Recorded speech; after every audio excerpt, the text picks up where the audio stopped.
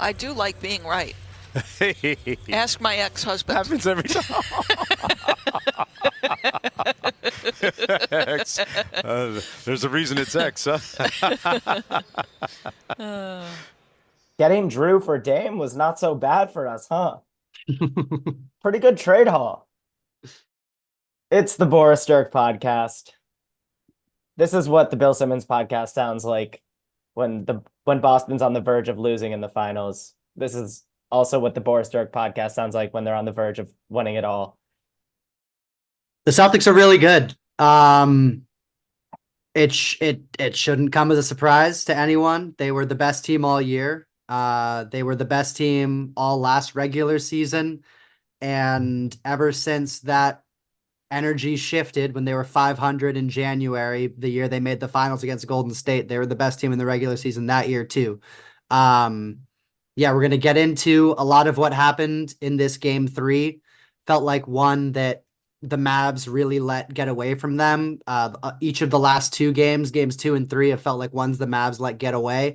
But at the same time, this Boston team matches up really well with this Dallas team. We've seen all the way through these playoffs that matchups matter now more than ever, just because the talent gap between these teams isn't that big. But yeah, there's a lot of big takeaways from this Boston team, the way that they're constructed.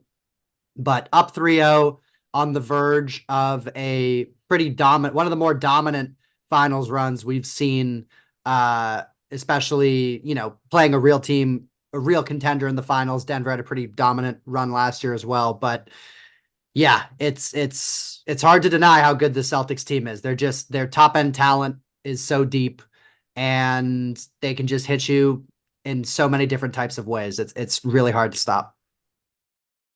Early in the first quarter, let's just go like kind of from start to finish. Yeah. Because I want to put the magnifying glass on this game. It's the biggest game of the series. Luka Doncic fouled out of the biggest game in the series. It just fucking sucks because there were also a lot of points in this game where I felt like the refs didn't want to be involved. They were letting them play some football. Yeah. Luka took out Jaylen Brown. Luka took out Jaylen Brown on a fast break, and they didn't call anything. And then he got fouled out on a play where Jaylen Brown took out Luka. Yeah. So, I think early in the first quarter, Luka just starts cooking. He's cooking Tatum. Tatum can't even stay in front of him. Luka went out of his way with like midway through the first quarter to embarrass Tatum with the I'm just going to stop under the basket and take my time and shoot a layup like an old man. Jokic does that sometimes too. The slow motion layup to just say, I created this much time and space from you. Yeah, few things from the first quarter. First, with no KP in there at the beginning of the game, it was just a parade to the rim for Dallas. They were quicker to the ball. They were beating the Celtics defenders off the dribble, just throwing haymakers. And Celtics were also missing open threes, and that led the Mavs to sort of open a relatively large lead in that first quarter. But I really thought there was a huge sequence at the end of the first quarter. First, Boston started to get back into it with some bad offensive process from Dallas, of them sort of stopping attacking the basket, settling for more tough jumpers. And Boston kind of started to creep back in. The Kleba minutes in the first quarter, first half in general, and honestly, this whole series have kind of been a disaster. Going into this series, was hopeful that he would be a big, potential linchpin for them and a different look that they could throw out there to go against Boston's 5-out scheme. But he just, after the shoulder injury, he does not look like the same player. He does not look comfortable at all. And at the end of the first quarter, Luka tries 2 step back threes and he flops on both of them and tries to get a foul call on both of them. And it leads to an open Sam Hauser 3, which was his man getting back in transition that goes in, and then a wide open Tatum dunk because the rest of the Mavs don't get back either. And suddenly it's a 5-0 Dallas run off of those 2 possessions.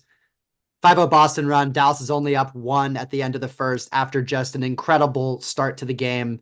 And the first quarter was as good as Luka was in this game. I thought it was all downhill from him after there. I think he was like 4 for 15 outside of his shooting in the first quarter. And yeah, we'll get into sort of how the game unfolded more, but I thought he really seemed kind of mentally unhinged for a lot of the second half. And of course it culminates with him fouling out. And it's been a thing with him in the past. It's been a thing with both him and Jokic actually in the past of them picking up kind of silly frustration fouls where like they turn it over and they, you know, out and slap someone across the arm because they don't quite want to get back on defense yet. And you can't do that in the finals. You can't do that in the finals. You do that, and then suddenly you have 4 fouls, and then you have 2 fouls that could go either way against Jaylen Brown, and you're done. And yeah, I thought throughout the game, Luka was flopping way too much. And this Boston team is just going to make you pay every time they have an advantage. Like when they get you scrambling, it's going to be an open three, and pretty much everyone on their team is an above average to elite open 3-point shooter. And yeah, they're really good at finding the open man. They are really good at relentlessly just punishing you for your mistakes. And Dallas, I thought, was just not mentally sharp enough in this game with their rotations and with, their discipline and getting back and making sure they matched up in transition that, by the end of the third quarter, it looked like it was completely over when they were down 20. Now they managed to make it a game down the stretch, but once again, Luka fouling out was sort of the biggest story in the fourth quarter there. And that's what happens when you don't have the discipline that you need in a must-win game. And once again, Boston takes almost twice as many threes as the Mavs. Boston has 46 attempts from beyond the arc. Dallas 25. We got the Kyrie game. Kyrie's shot making was on point again. Fabulous. He ends up 13 for 28. I know, there were some questionable shots mixed in there. Obviously, like a lot's on his shoulders for the final 4 minutes of the game with Luka out, and that doesn't help his box score at the end of it. But at least we got the Kyrie that Boston struggles to stay in front of. I was waiting for this because Boston has a fucking awesome defense, but I just refuse to believe they're much longer, much more athletic, much more connected than Minnesota. But what has been noticeable to me about Celtics defense versus Minnesota defense is you just don't get those moments of vulnerability, whether it's a Cat or a Conley, just size, even though Conley's one of the smartest players in the league. Boston just doesn't have those occasional holes.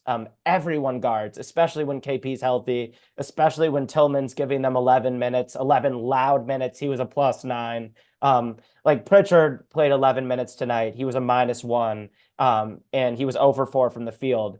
Other than Pritchard, there isn't a guy that Boston puts out there who isn't going to guard well for his position at the very least. And the Mavs tried going at Pritchard and it didn't work very well for them. Yeah. And honestly, I texted this. It felt like they had more success attacking Drew than they did attacking Pritchard. It was kind of crazy. Yeah. And I think that's partly just because you've got everyone beside you with all the length and the know-how.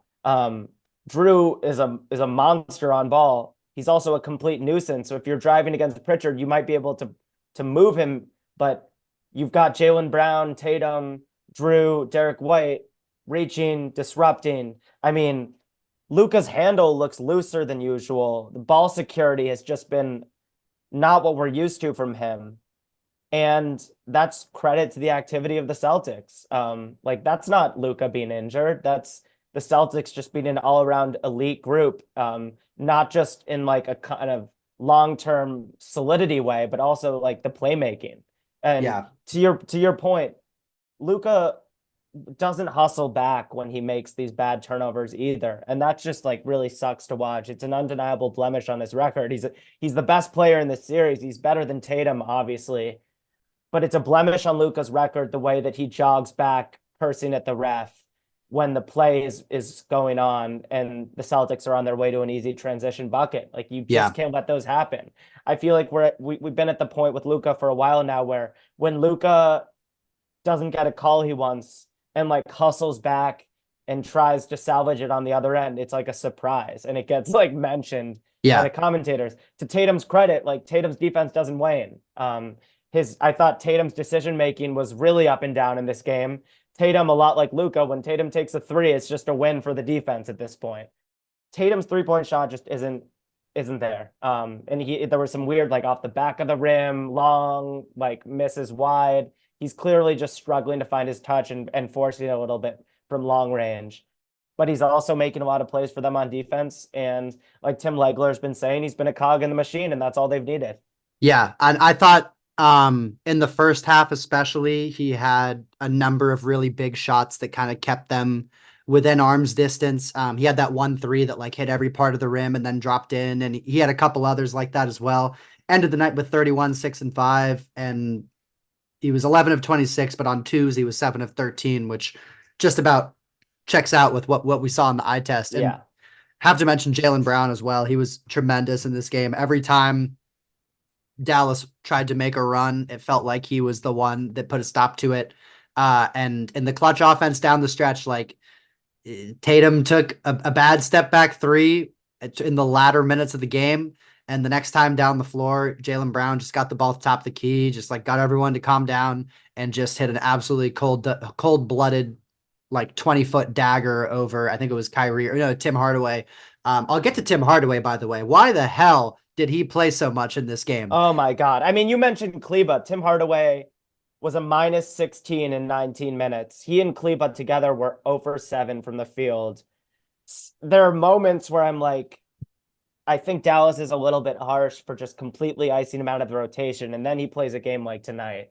And you're like, okay, I get it. I get why Jaden Hardy's been getting the opportunities. Dallas played 11 guys today. It's a must-win game. How did you play 11 guys? I don't understand. In the first half. In the first half, they played 11 guys of a must-win game. Like you might only have 2 games left in your season.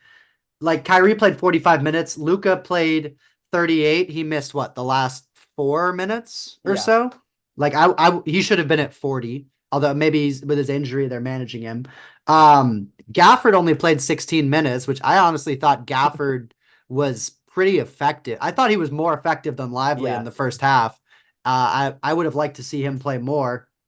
And then I think the downfall of this Dallas team has been that they don't have that 5th guy.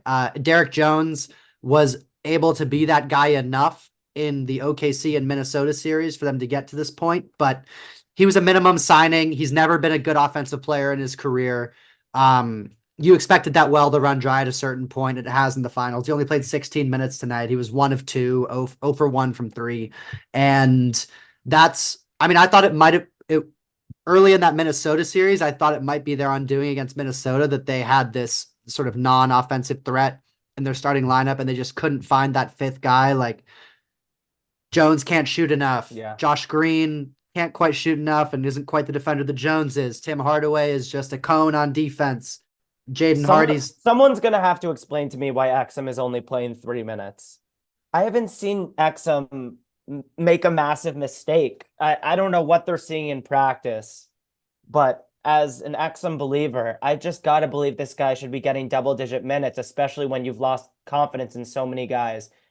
To your point, Derek Jones, they just don't trust his offense anymore. Boston doesn't respect it. It was a nice bounce back game for Lively. He was pretty active, especially in the second half. He got 30 minutes, even though he didn't start. I agree with you, though. I think with Porzingis out, like Gafford is much more playable. Porzingis was really impacting Gafford's stuff at the rim like few guys can. Yeah. And then on the other end, I think Gafford is just a little bit worse against a guy who pulls him outside than Lively. But maybe if especially Porzingis is out for the rest of the series, which might not be very long, Gafford should get another shot because Gafford is just a more powerful finisher at the rim. He doesn't quite have the Lively mobility on defense or the processing speed on offense, but he might give them a chance to be more effective on the boards and just establish more of a presence in the paint than rookie Derek Lively is capable of. Yeah. And I mean, if you're just looking at the box score, like the only difference in the team stats is the threes. Like that is where Boston won this game. Like Dallas took 4 more shots. They took more free throws. The turnovers were about even. The rebounds were pretty close, but Boston was 17 of 46 from 3 and Dallas was only 9 of 25. Yeah. And that is 8 extra points in a game that Boston won by 7. Yep. And if you're going to lose the 3-point battle by that much, you have to make it up in other ways, whether it's rebounding, points in the paint where you're just getting more efficient looks. But Yeah, just trying to battle that with Luka and Kyrie's tough shot making. It's not quite enough. You need the sort of parade to the paint that you saw early on in that first quarter, and that really just dried up over the course of the game. Yep. I know I'm talking a lot about a guy who played 11 minutes, but those Tillman minutes were huge. Dagger And three. dagger three, and those were his points, but he got 4 rebounds. He was a +9. He shut down Kyrie on like a long isolation possession, which felt like an inflection point, just energy wise. I wrote down Tillman in all caps in my notes like twice during his time on the court. Um, and it's just huge for them. We know like Horford steps up. He's the #1 on the depth chart now. And you need your second guy to be playable. And Tillman might have been the second best big on the floor tonight for his minutes. Yeah. At the end of the third quarter, Derek White strips the ball from Kyrie. I wrote down, is that bigger than last game's block? Because Dallas just really needed to end the quarter on a sweet note. Of course, then the fourth quarter begins and they just go on a rampage. A Jaylen Brown 3, just a couple empty possessions for Dallas offensively. And suddenly it's a 20-point game and it looks like it's straight up over. And then the run begins. Yep.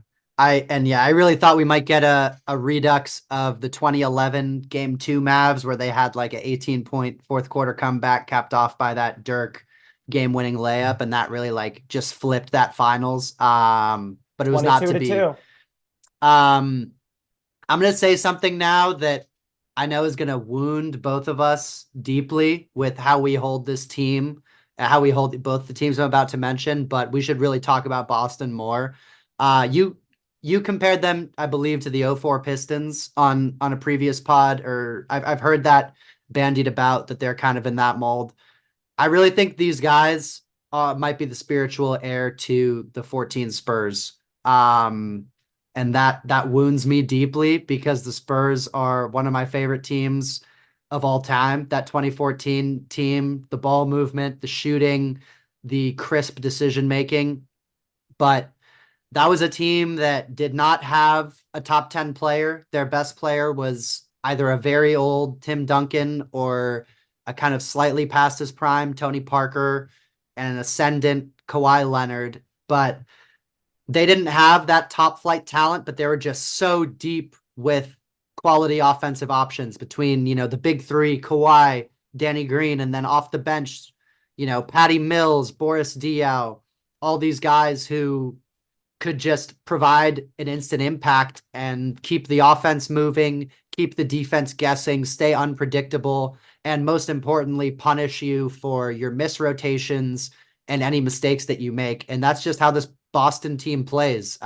They've really kind of perfected their process in terms of rotating the ball, drawing two, kicking to the open shooter, and just burying you with a barrage of threes. And then not to mention, they're also really good on the defensive end. And they don't have, a top 5 MVP. I mean, they have Jason Tatum as a top 5 MVP guy, but that's mostly because of how good the team is. Like he's somewhere between the 6th and 12th best player in the league. I'd probably have him around 7, but he's not, he's not a LeBron, a Luka, a Giannis, a Jokic.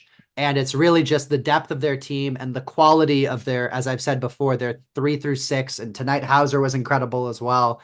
That just kind of is overwhelming to teams.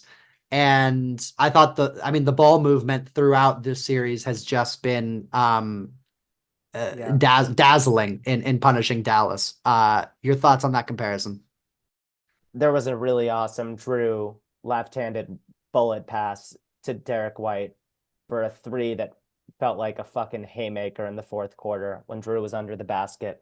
This comparison is interesting to me, especially because I remember how great that Spurs team was at their LeBron rules defensively. They just, as a unit, would commit to a defensive plan and stick to it like glue. And Boston has done that to Luka. Luka didn't get to finish the game, but they continue to turn Luka into a scorer and not a ton else. Like 6 assists is still like way below Luka's line. Yeah. Especially in games that we know he's going to be playing 40 minutes. They are totally down with Luka taking 30 shots as long as he's not getting guys like PJ and Derek Jones and Gafford going in the lob game. So their whole game plan has worked to a T. Dallas dabbled in this game with a small ball lineup, and they just had no anchor in the paint. It just didn't work. There were just a couple minutes in the second half where they tried Kleba at the 5, and it was just a no-go. The 20-2 run was exciting. It coincided with some really questionable Tatum decision making, and the saddest part about this fourth quarter is that I wrote down the refs don't want to be involved. They're letting them play. Collisions left and right. Guys are falling expecting a whistle and then just getting up because the whistle isn't coming and we're playing on. Yep. And just after I write those words with 4 minutes left, I write not a foul on Luka because it was number 6. It was in transition. Jaylen Brown makes the veteran play, charge at the guy with 5 fouls and make him make a decision. Especially Luka, a little bit slower footed on defense. Like, let's see if we can catch him at an angle, and they get the whistle. I do not think it was a foul. I really don't. I didn't like the call. If you're Luka, I don't know what you're supposed to do in that situation. This is the finals. You can't matador it. You can't just let the guy go by you. Like every point counts, especially at this point in the game. Regardless, yeah, I didn't like the call. I didn't think it was a foul. I thought Brown initiated all the contact. I thought the replay showed that. And so, yeah, that left a sour taste in my mouth. Boston's the better team. Yeah. Immediately after Luka fouls out, just an incredible defensive possession by Dallas. They force like a contested mid-ranger and get the ball, and they score, and it's a 1-point game. And Tatum takes another bad 3, but Dallas just didn't have enough offensive juice in the end to hang. And it slipped away from them. I mean, when there was like 50 seconds left, it took Kyrie like 12 seconds to get up the court, and just that was killer. And they did that to Luka all night too. Like you might be able to initiate offense with your best player, but he's going to be panting and fucking exhausted because he's had Drew or Derek White on his hip, and has barely gotten across the half court line before, a backcourt violation or a 10-second violation. I guess there was a little bit of comedy there at the end. Derek White tries to foul up 6, tells the ref he committed the foul. The ref says, actually, you didn't. I'm okay with you pulling Hardaway's arm. And then Hardaway bricks the wide open 3.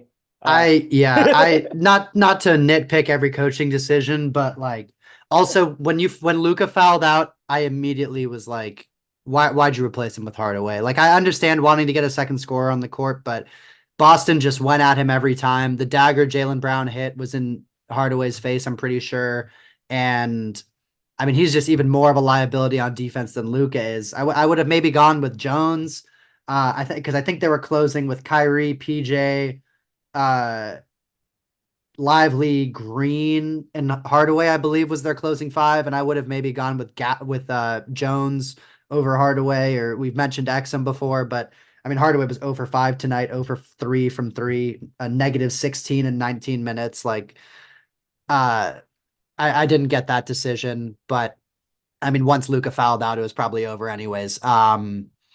Anything else on this game? I also have some like big picture stuff on the Mavericks in the West, but if you're playing 11 guys, why can't we give Omax Prosper a shot? Yeah. But yeah, Exum is the other guy. I just don't understand where his minutes have gone. There were large portions of this year where Exum looked like he was going to be a key piece of their playoff run. So that's sad. And I just haven't seen in games what he's done to lose his role. So that's always frustrating as a fan. Like I want to know what these conversations are for Dallas behind closed doors that culminate in Exum barely touching the floor in the most important games of the year. Yeah, certainly not tonight. He came in, had a massive dunk, and that was basically all. And then you got taken out, basically. West, big picture. I know you sent me the Marlon Brando. I could have been a contender. I could have been a contender. So, what are you thinking about the West? I mean, first of all, I've said this before. Denver's just got to be kicking themselves. The fact that they couldn't close out Minnesota, I think they would have beaten Dallas. And of any team in the West, I think they had the best shot of going against Boston just because of the sort of diversity of their offensive attack. And then I think I mean, people mention Minnesota a lot because they made the conference finals, but I think OKC could have been a really interesting matchup against this Boston team because they both play very similarly in terms of 5 out, really good both ways.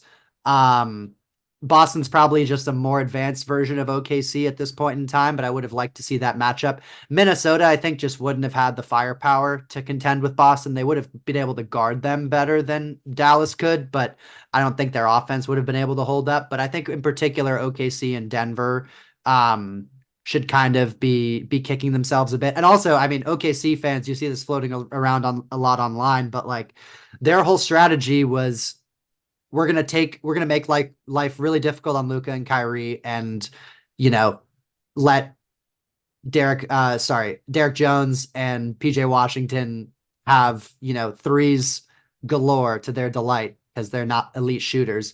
Until that series when they became elite shooters and PJ Washington turned into some combination of Bruce Bowen and Reggie Miller for 6 games there. But I think that the big picture, I mean, we've talked about the importance of matchups, and Denver, I think, would have matched up with Boston as well as anyone. And then all these, it was a little sad that we didn't get any of the teams in the East to really try to push Boston at all. But I mean, Boston still, I think, probably would have won. They're the most talented team. They start 5 all-star caliber players and bring, when Kristaps is healthy, and bring an aging all-star and Al Horford off the bench. So yeah, you have to give them their props. Dallas has overachieved this year. Certainly coming into the year with the roster they had before the trades they made midseason, I think most people saw them as a play-in team. Somewhere probably between the 6 and 10 seed is where most people had them coming into the season, especially with how last year went. Lively's been a home run on that draft pick. You hope that Omax Prosper next year can give you something, because I think he has the upside to be that kind of two-way fifth guy that they're looking for. But remains to be seen. He really didn't have a chance to do much in his rookie year. And yeah, now they're just going to have to be searching for who that fifth guy is, which is a much better spot to be in than trying to find your first or your second guy. But they are sort of that fifth two-way starter away from, I think, really being a championship level team, or which they were close to this season, because at times Derek Jones was able to be that guy, but they just need someone who can be that a little bit more consistently, like a Dorian Finney-Smith or someone like that. I don't know. Yeah, I want to push back on championship level because they got to the finals, but to get over the hump, I agree with you. At first glance, this feels like the first time since maybe 2011 that the team with the best player doesn't win the finals. 14. 14. Yeah, 14, sorry. I saw Kawhi's name and I forgot that isn't the Raptors Kawhi. Yeah, so good call. It's been a decade since the team that had the best player lost in the finals, and it looks like it's going to happen again. In 11, it was obviously Dirk over the Heat, a legendary LeBron trip to the sunken place. But I think 14, you're right. There's no way Kawhi was as good as 2014 LeBron. Yeah, and 17 and 18, like LeBron was probably the best player, but Warriors were Warriors, so that doesn't really count. Yeah, and also the Durant LeBron conversation was interesting. In retrospect, it definitely feels like LeBron was the best player in the world for that whole window. I'll give you that. So maybe I'm overthinking this bit, but it's just interesting. The last few years, Jokic, Curry versus Boston, Giannis against Phoenix, LeBron in the bubble, Kawhi for the Raptors in 19.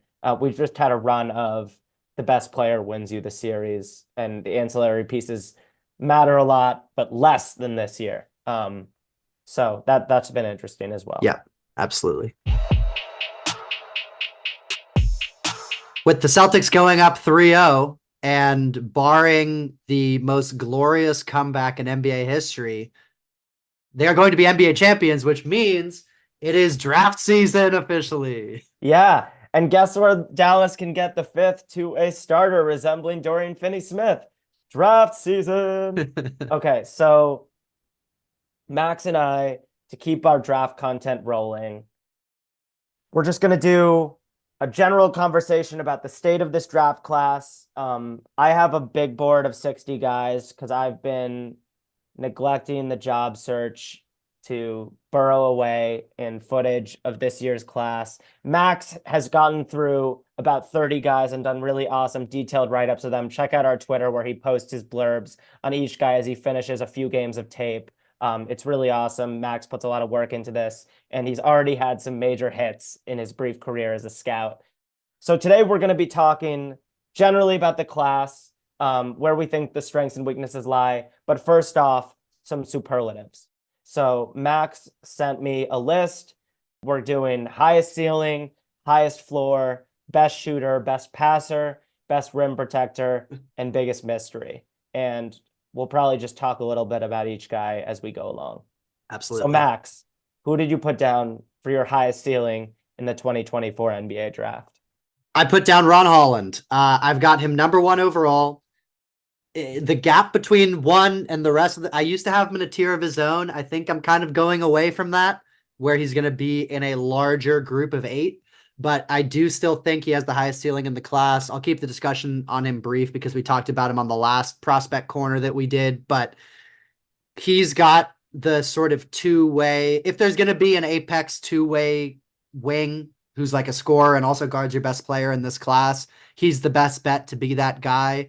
He's really athletic, maybe probably the best, functional athlete in this class, combining like strength, fluidity, also like physicality, elite competitor, really high defensive upside, got a ton of steals and blocks, playing for the G League Ignite, and then just good size. He's like 6'7", 6'8" in shoes, long wingspan.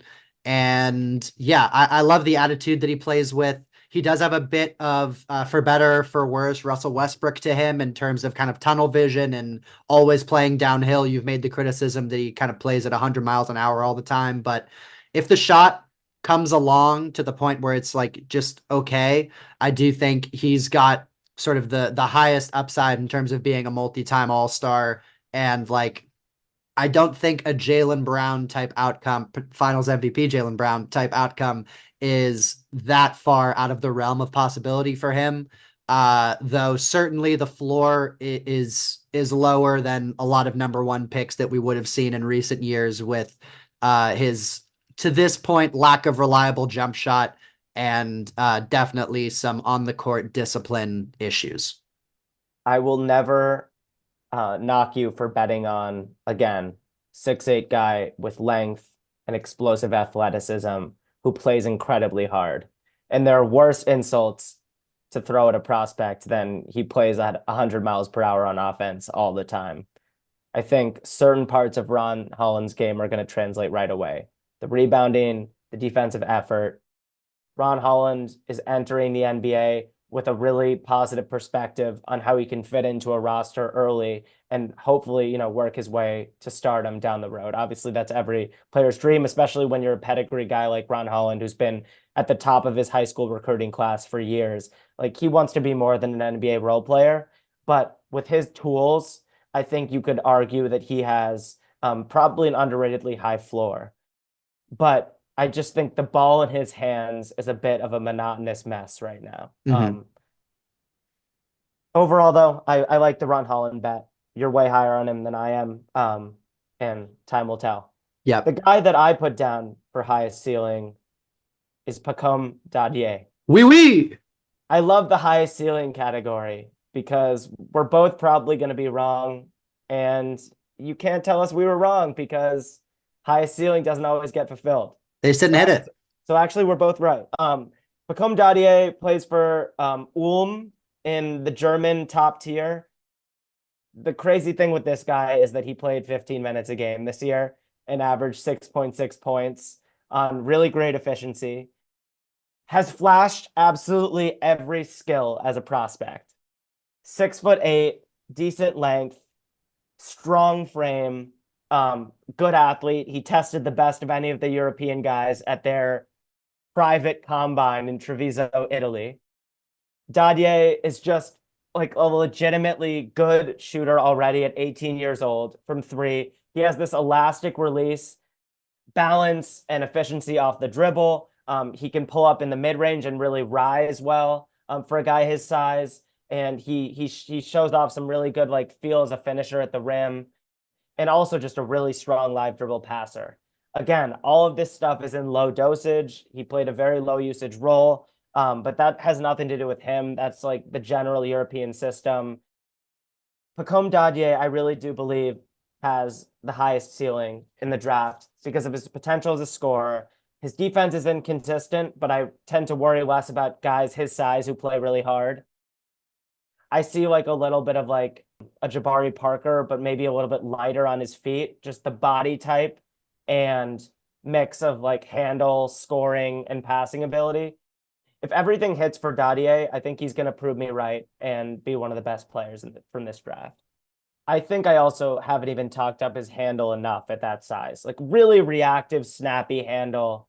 If you try to get to the ball, like he'll snatch it away from you, put it between the legs, rise up for a step back three, make the right pass. He rebounds aggressively. I just think this guy's game is insanely well-rounded. And I think that if he had come to an American university and played his freshman year somewhere as an 18-year-old, he'd be a no-brainer top 5 pick. But doing it on really low usage in this obscure league, I think has kept him a little bit under the radar. Yeah. All right. Moving on to highest floor. I have 2 guys written down. I'm going to say one. I feel like you probably are going to say the other. I'm going to say Dalton Connect. He is let me pull up his measurements real quick. Where's Dalton Connect on my sheet? I can tell you. I mean, Dalton Connect is like a solid like 6'6", maybe 6'6.5". He measured out with like an 8'6.5" standing reach at the combine, which is a legitimate like NBA wing size. Like that's how long Jaylen Brown is. And yet he's really an offensive prospect. But yeah, get into it with Dalton. Yes, so he's an elite shooter. He can shoot off of movement. Tennessee really used him like a really high volume kind of like Klay Thompson type of player where he was flying off of screens, and shooting threes and at high volume, and with both his size and his elevation, his high release point on his jumper, he's someone who can get off a really high number of threes, which is often a better indicator of success in the pros than even just 3-point percentages. Can you get a lot of shots off? And he could definitely do that and still hit them at a very high percentage. I think about 38, 39% from 3 on the season on a very tough shot diet. He's older. He's going to be 23 on draft night. That is the downside with him. But as a shooter, he's absolutely elite. He holds his own on defense. He's very solid in team defense, and he's not like a cone on the ball. And then also he's a very athletic rim finisher as well. He can rise up for really impressive dunks. And his one flaw probably is like he's not super comfortable creating off the dribble. But if he can drive a closeout and get an open lane to the basket, he can absolutely throw it down and out in transition as well. So I think it's very easy to see him being a quality starter for a decade in the NBA. He's not someone who's ever going to be played off of the floor in the playoffs because of any defensive concerns, certainly not because of any offensive concerns. And the ceiling, I'm not sure how high the ceiling necessarily is, but I think the type of guys that we've seen have big playoff moments, whether it's Bojan Bogdanovic, Duncan Robinson, Cam Johnson, even kind of like the current version of Klay Thompson, because he's not that elite of a defender as peak Klay. But I just think his floor is very high as that kind of two-way contributor with a much heavier emphasis on 3 than D, but at least being serviceable on both ends, plus the little kind of athletic juice, I think gives him an extremely high floor. I'm with you there. I think I'm a little bit more concerned about Dalton's defense. I don't have a really confident sense of like who he guards at the NBA level. But again, he's 6'6" and decently long and strong as hell and athletic. I feel like he's going to figure it out on the defensive end. Concern with him is that he'll turn 24 before the end of his rookie season in the NBA. Yeah.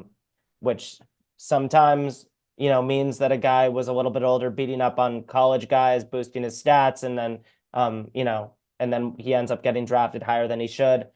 But I don't have those concerns with Dalton because he was a really late growth spurt guy, which is becoming really common among these prospects. I think especially this year, there are a lot of late growth spurt guys. Dalton finished growing when he was like 20. He was 5'9" as a freshman in high school and has just been ascending since then.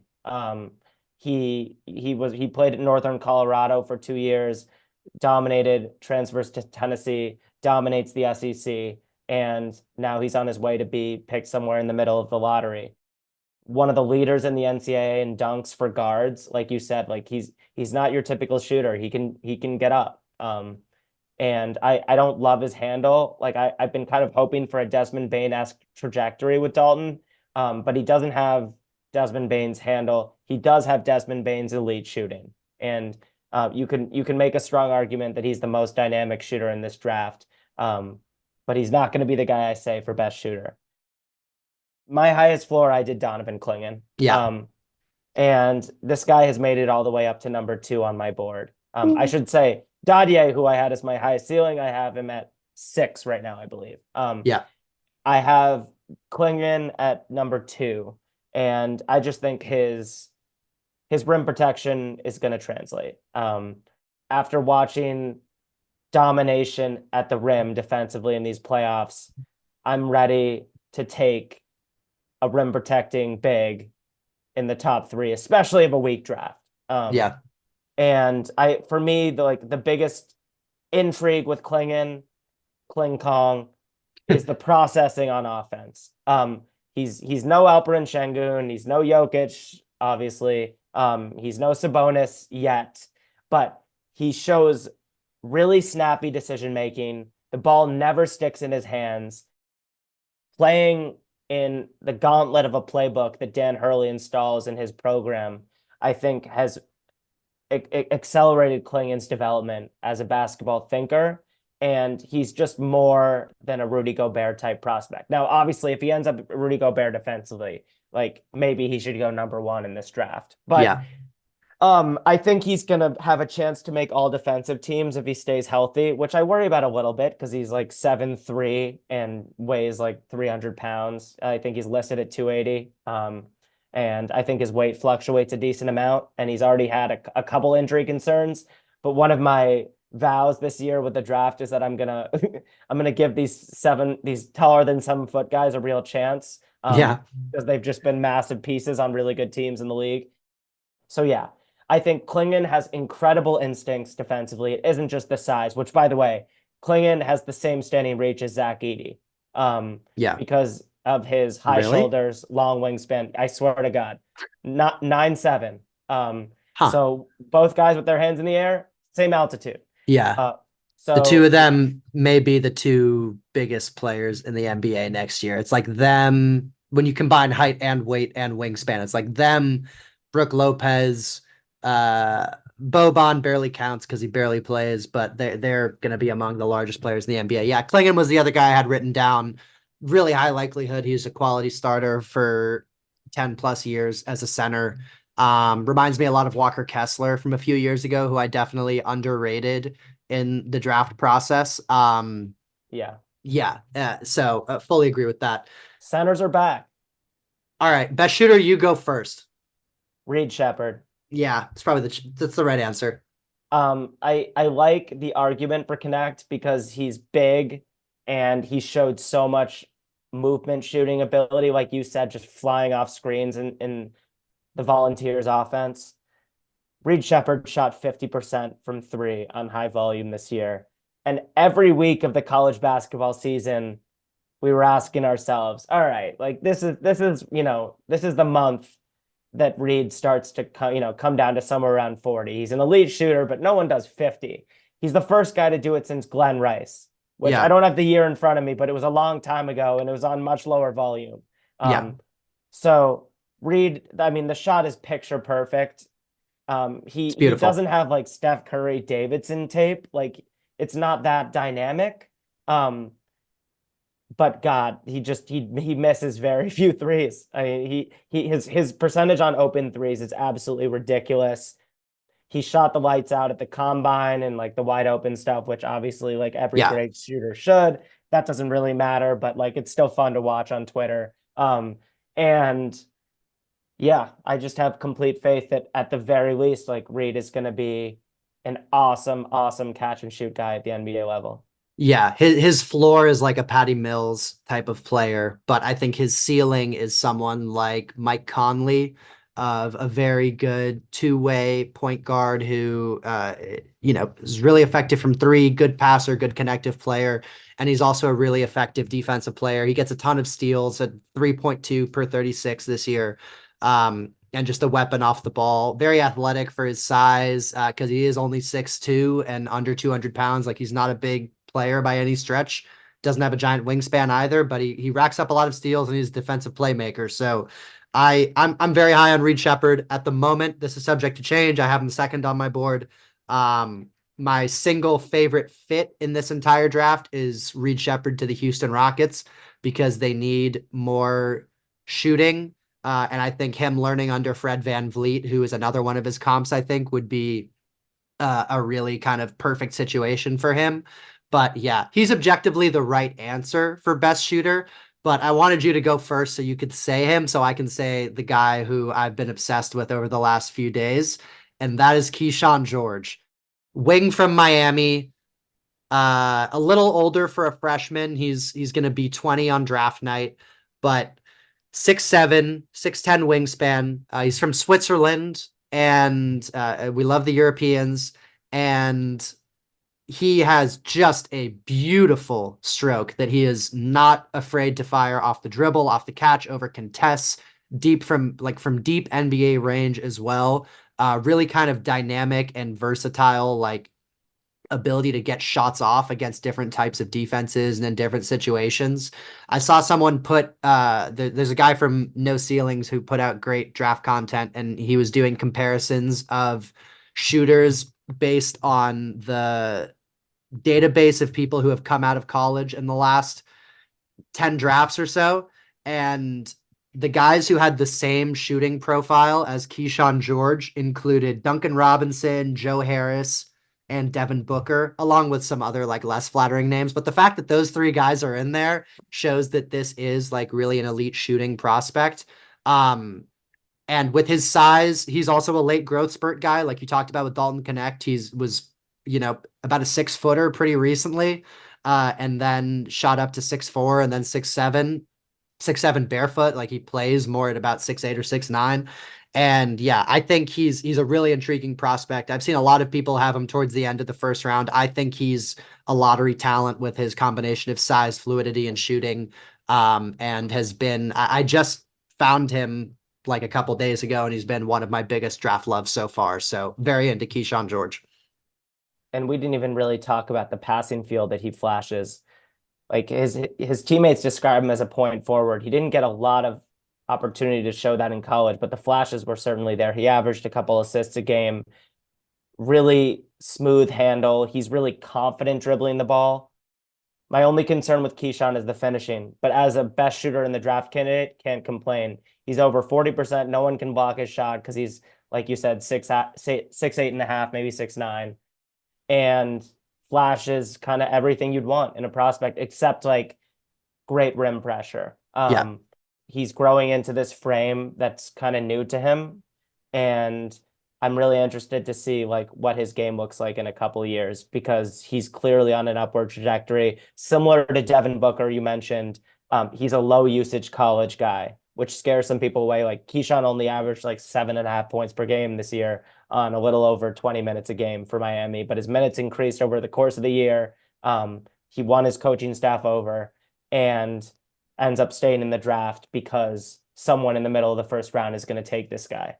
But yeah, incredibly toolsy, intriguing wing prospect for sure. Yes. And the shot is so pretty, and he'll pull it from a few feet beyond the arc. I have no doubt that the NBA 3 is going to be a seamless adjustment for Keyshawn George. Absolutely.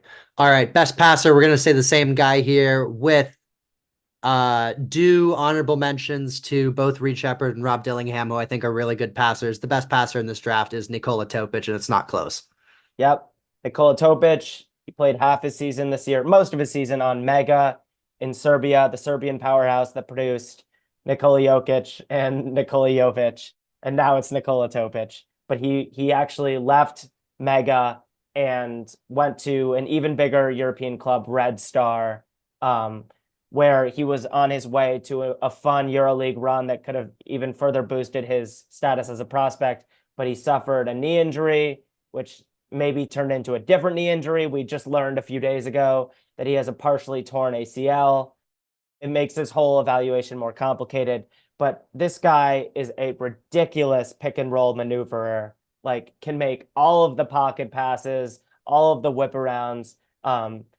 If you are open, he will find you. There are some really fun Nikola Topic plays from the last year where if you like just pause the play, he's like completely covered by like 3 defenders in the paint who have collapsed on him.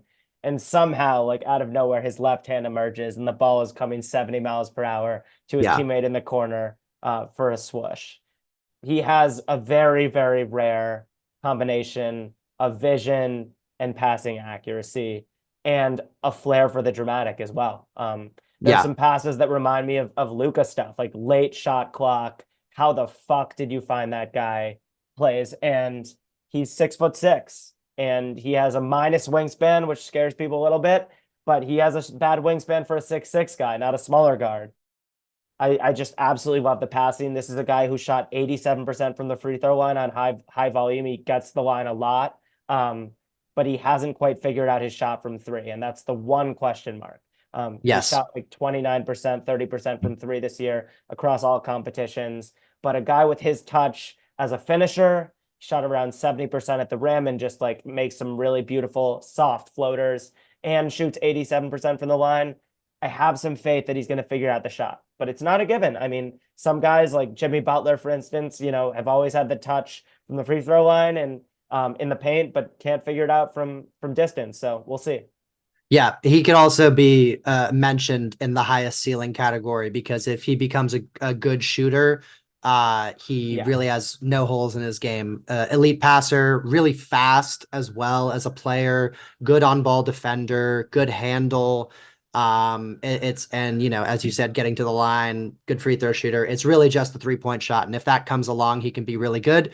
If it doesn't come along, he might be kind of like a bigger Ricky Rubio or kind of like that Lonzo Ball, Markelle Fultz type guard where he can be a starter, but not quite, the lack of shot holds him back. I think his finishing craft is real. He doesn't have great verticality, but he finds ways to finish over, albeit less athletic defenders. He played most of this year in the Adriatic League, which is a high-level league, but with much less athleticism.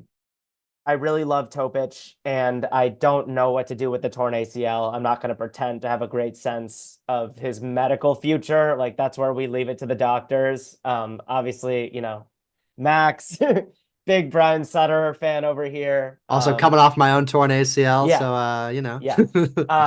But I've seen people say they're not as worried about the Topic ACL tear because he isn't like a crazy explosive vertical athlete like a Derrick Rose, where an ACL tear feels more detrimental to that player type.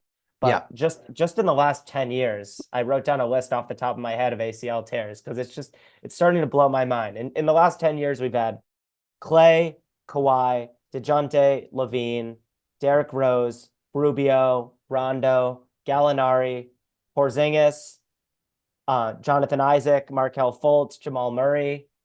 Those are just a few of the prominent names. So something's going on with ACLs. This feels like a flare-up in the data. Max Klotz. And there are a lot of different outcomes across those guys, and a lot of them got hurt on the wrong side of 30. So I feel pretty good about Topic. I think he's at 4 on my board. I've got him 5. I think someone's probably going to get him now more towards the middle of the lottery, and he could end up being the steal of the draft. Yeah. All right, rim protector. I mean, Klingon's the obvious answer. Klingon. I would throw Edey in there because I think when he's in position, he can actually protect the rim well, but it's Klingon.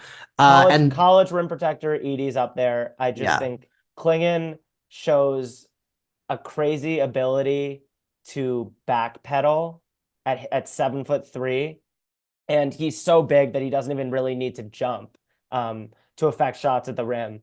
All right. Biggest mystery, you go first. All right. I actually had Keyshawn George down as one of these guys. I just wanted to mention him. I didn't know his name was already going to come up.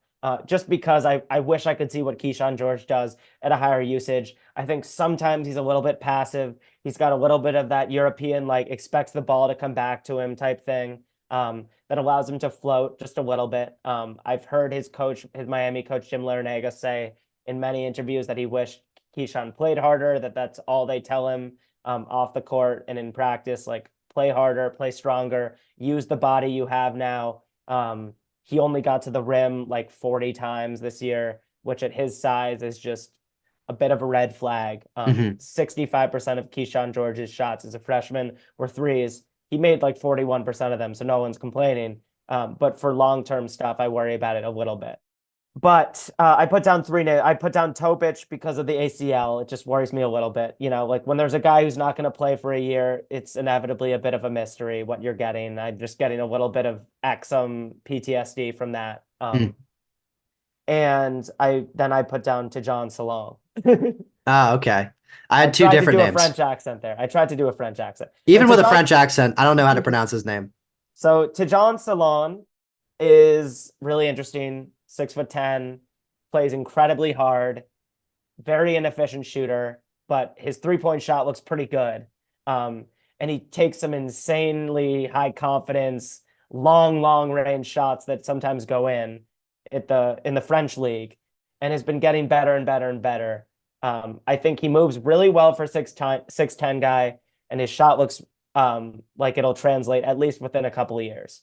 And that's kind of my pitch, like really good defender who looks like he's probably going to shoot kind of soon, but doesn't have much feel and shoots like 40% at the rim. When he isn't dunking the ball, he's typically missing. And that's really scary because I've seen a lot of people try to coronate him as like, maybe the Giannis in this weak, 2013 draft comparison. And it's just even Giannis at his, albeit really low Greek tier of basketball, was finishing incredibly efficiently at the rim and just like a one-man fast break. The handle. And Tejan's a bit of a mess with the ball in his hands. He kind of looks like Bambi on ice. He doesn't have great hands in general. And I just worry about the general skill level refinement. I feel like he's entering the league kind of not ready. And I worry that that'll prevent him from getting the chances to improve in the ways that he needs to improve.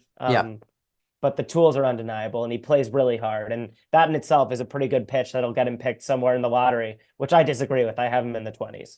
Yeah. I wrote down two names for biggest mystery, and a lot of my analysis kind of works for both of them. And those are Matas Buzelis from G League Ignite and Nikola Jurisic from Mega also. So not only did we have...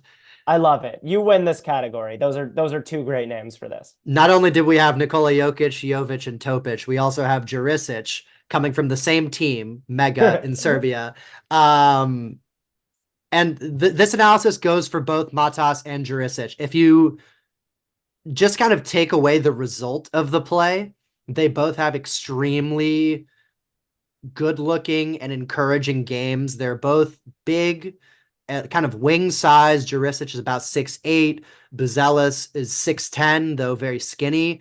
They can both handle it well. Their shots look good, though the result is not there. It doesn't go in as much as you would like it to, but they both look good for their sort of level of skill. And they're both very athletic as well. Buzelis, very, great leaper. Jurisic has a nice combination of strength and leaping as well. Just a very functional athlete. And yeah, if the two guys who also have really high ceilings, because they're 6'8" plus with big wingspans who can dribble, pass, and shoot, and be athletic, which if that all really hits in the best way possible, they can be all-stars. Like Buzelis, the upside is maybe like a Franz Wagner type. Jurisic, I think, could be kind of like a Gordon Hayward type.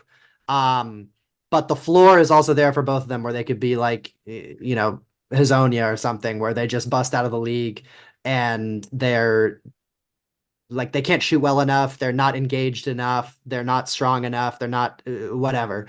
Or they could, settle in as like a Tobias Harris style wing, which is probably the most likely outcome. But they have very wide ranges of outcomes. And in large part, it's because everything looks good until the shot goes up, or there are sort of like turnover issues as well. I think Jurisic is going to look less athletic. I mean, everyone does, but the Adriatic League has been characterized by people more tapped in than I as being like a less athletic league, high skill level, less athletic. Jurisic is definitely a pretty good athlete with decent wing, 2/3 size. I think he's going to look like less of a special athlete in the NBA for sure, and maybe that won't be a weapon the way it's been for him to this point. What concerns me with Jurisic, I had him in the lottery like a couple months ago. He's fallen all the way down to around 28 for me. Okay. And that's because so much of Jurisic's stuff, especially since Nikola Topic left Mega, has been like he's been the epicenter of their offense. The ball is in his hands. He's dribbling a lot.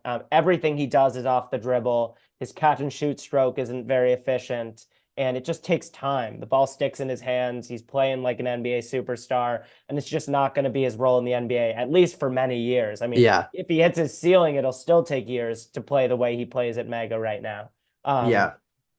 Yeah, I don't like that he doesn't rebound because he has the size to be a great rebounder, but his rebounding rate is pretty low, and that pisses me off because I just especially in a draft with this much uncertainty, I like the guys that just compete and take care of the boards. Devin Carter, where are you at?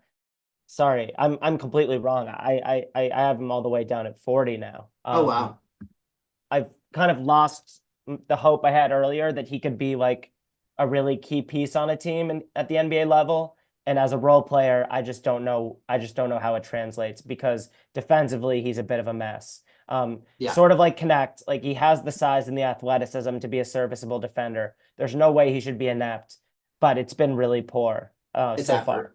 Yeah, Yeah, it's it's just effort for it. it's just effort. And he actually even at the combine, he played against like the American prospects, and offensively he looked great. He had a dunk. He did some good pick and roll stuff. He hit an open three.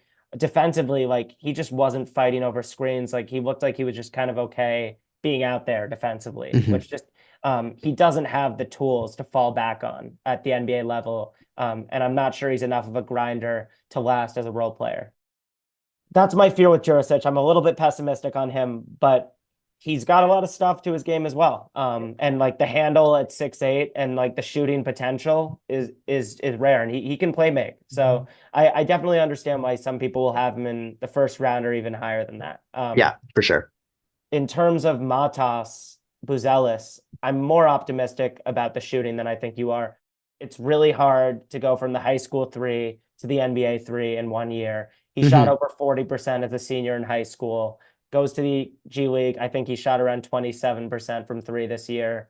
But his shot looks pretty sound, and he's got a lot of bounce. Like I think he's more of a plus NBA athlete than Jurisic for sure. Yeah, yeah.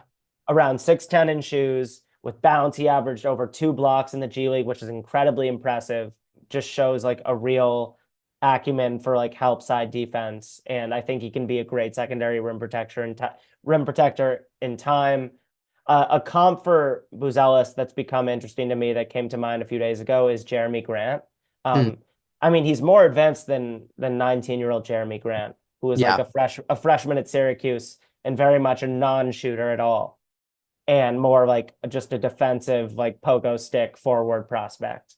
And I think it's helpful sometimes to think about a guy like Matas's potential path to success when you consider Jeremy Grant now, who's such a like a refined scorer, probably tertiary option on a really good team, was not even at where Matas is at offensively at that age. Yeah. So I like that comp. All right. I mean, that just about covers draft stuff for today. Any other general takeaways? I mean, I'd say that I like the strength of this draft, I think, is there are a lot of really good role players in it, I think. There's going to be a lot of rotation pieces that come out of this draft. And I think a lot of guys who will be ready to contribute very early on. Now the guy who I would take number one in this class, I probably wouldn't have taken till about 7 or 8 last year. But once you get into the meat of kind of the first round, like the kind of 8 to 20 range or so, I think there's a lot of really intriguing guys in there. I think this is the first draft I can remember where if you said bet on the top 10 or the field to produce the best player like 7 years down the road. I think I'd actually take the field. Easily. Giannis went 15 for a reason. Guys fall through the cracks. Dadier could be that guy. A lot of people think Salon could be that guy. I mean, people are saying now that Salon might get picked in the top 10, which is just Yeah. a little bit wild for me, but you know, I've been wrong before. Holland might fall out. There's yeah. noise he might slide out of the lottery. It's inevitable. There's going to be an all-star from this draft.